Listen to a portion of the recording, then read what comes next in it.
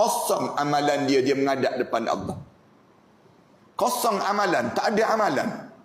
Kenapa kosong? Alladzina dhalla sa'yuhum fil hayatid dunya wa hum yahsabuna annahum yuhsinuna sun'a.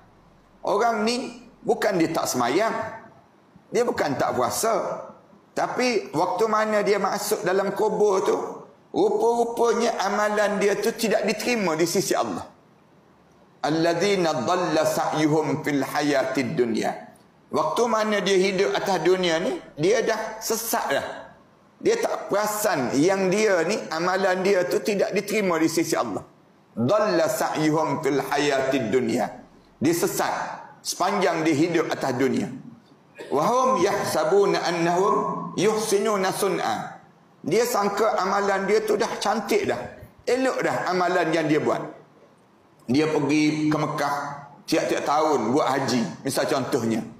Dia puasa, kemudian dia menderma, dia buat semua amalan-amalan yang elok di atas dunia ni. Tahu-tahu bila masuk dalam kubur, kosong amalan menghadap depan Allah. Punca apa jadi demikian? Antara amalan yang penting sangat untuk kita waktu mana kita hidup ni, kita jaga sangat pada diri kitanya, yang disebut yang pertama sekali, jaga akidah kita kepada Allah. Jaga akidah, keyakinan hidup. Yang ni amalan yang mesti sentiasa kita perhati betul-betul dalam kehidupan kita.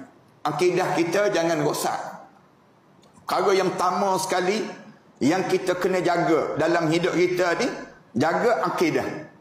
Jaga keyakinan hidup. Jangan kita yakin terhadap Islam ni separuh-separuh.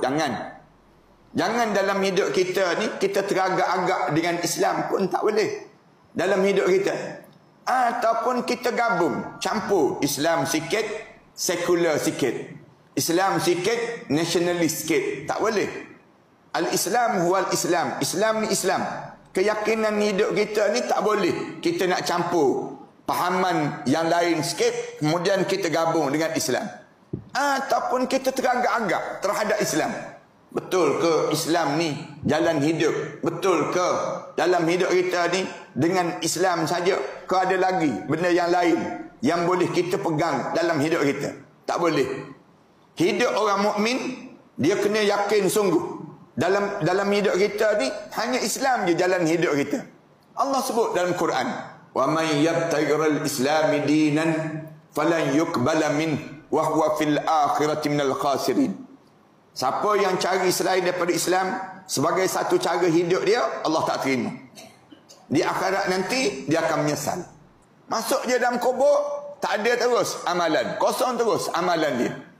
Ni di antara punca yang pertama. Kenapa sembahyang kita tidak diterima di sisi Allah? Kenapa puasa kita tidak dipandang di sisi Allah?